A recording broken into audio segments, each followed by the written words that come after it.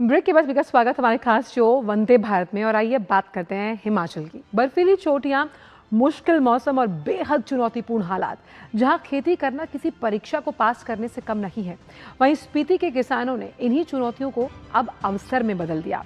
लांगजा के ऊंचाई वाले खेतों में अब जौ की जगह मटर की हरियाली नजर आ रही है। मटर की ये फसल न सिर्फ किसानों की आय को बढ़ा रही है, बल्कि स्पीति की ग्रामीण अर्थव्यवस्था की नई पहचान बन गई है। देखिए स्पीति की बर्फीली धरती पर मटर की हरियाली और उम्मीद की इस कहानी को इस खास रिपोर्ट के जरिए।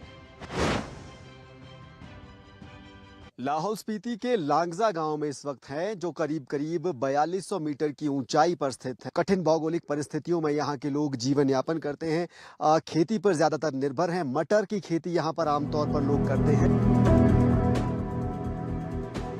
बर्फीली चोटियों और बेहद कठिन भौगोलिक परिस्थितियों के बीच बसे स्पीति के इस इलाके में खेती करना आसान नहीं है, लेकिन यहाँ के किसानों ने मौसम की चुनौती को अवसर में बदला है। लांगजा के खेतों में आज जौ से ज्यादा मटर की हरियाली दिखाई देती है और यही फसल यहाँ की ग्रामीण अर्थव्यवस्था की नई पहचान बन रही है। लाहौल के रास्ते स्पीति में पहुंची हरे मटर की खेती ने धीरे धीरे पारंपरिक फसलों की जगह लेना शुरू कर दिया है। आज लांगजा, हिक्किम, कोमेक और आसपास के ऊंचाई वाले गांवों में मटर प्रमुख नकदी फसल बन चुकी है, लेकिन इसमें मुश्किलें भी कम नहीं हैं।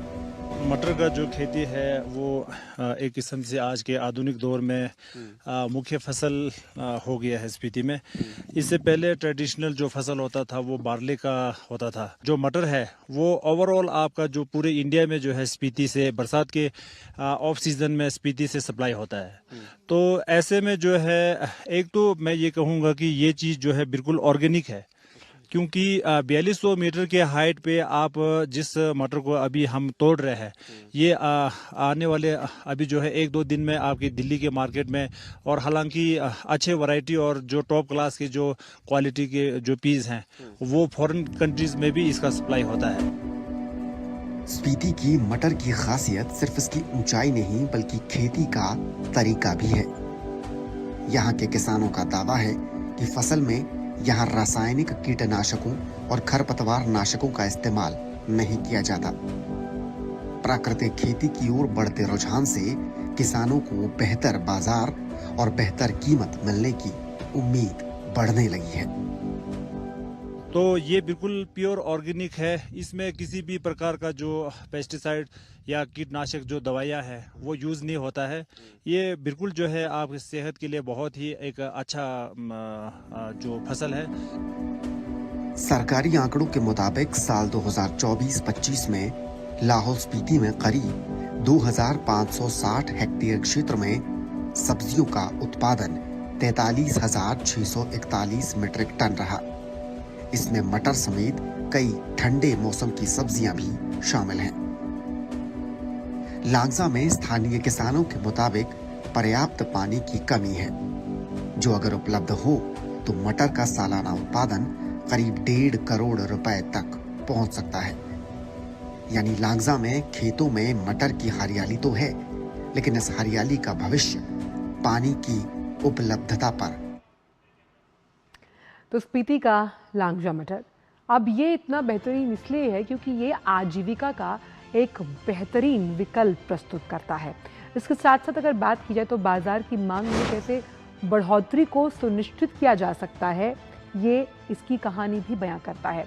और वहाँ पर इसी की वजह से किसानों की आय में जहाँ पर बढ़ोतरी होगी, तो कहीं ना कहीं मटर जो है वो नगदी फसल के रूप में किसानों के लिए जीवनदान साबित हुई। आप देखिए कि करीबन 2500 हेक्टेयर से ज़्यादा सब्जी का उत्पादन है। और आप इसमें ये भी समझिए कि इस पूरे प्रदेश की अगर बात की जाए तो एक इसी मटर को उगाने के बाद आप ये समझिए कि वहाँ पर आर्थिक तस्वीर बदलती है। धर्म प्रकाश तक जुड़ गए। धर्म प्रकाश, हम आपकी रिपोर्ट देख रहे थे, तो लांगजा में मटर की खेती जहाँ आर्थिक निर्वहन के नए विकल्प के तौर पर सामने आई है, पूरा आर्थिक परिदृश्य बदलने का मादा भी रखती है। बिल्कुल आंचल, हिमाचल प्रदेश में जो मटर की खेती है वो काफी बड़े स्तर पर होती है और लाहौल स्पीति के अलावा किन्नौर, शिमला, चंबा और कुछ एक क्षेत्रों में कुल्लू और मंडी में भी मटर की जो प्रोडक्शन है वो होता है।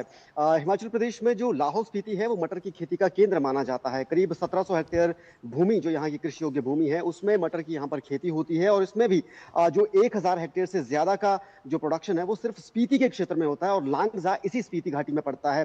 ओवरऑल प्रोडक्शन अगर हिमाचल का हम देखें मटर का, तो एनुअल प्रोडक्शन करीब 3 लाख मीट्रिक टन के आसपास रहता है, और जो कि ऑल इंडिया मटर का जो प्रोडक्शन है उसके मुकाबले करीब उसमें जो उसका कंट्रीब्यूशन है वो करीब 4% के आसपास है। 67 लाख मीट्रिक टन पूरे देश में जो है वो मटर का उत्पादन होता है।